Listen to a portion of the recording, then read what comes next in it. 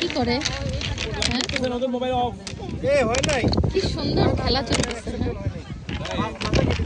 এই যে সিয়ারা কি ব্যস্ত বাবা, কি করো দেখি। এই যে বাব্বিটির কি হয় এগুলা? হ্যাঁ, মহানন্দে সিয়ারা বিচে এসে পাথর দিয়ে খেলে।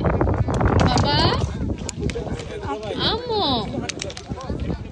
আম্মু রে বাবা তাকে না তো খুব ব্যস্ত। এখানে প্রচুর পাথর আছে, সে পাথরগুলো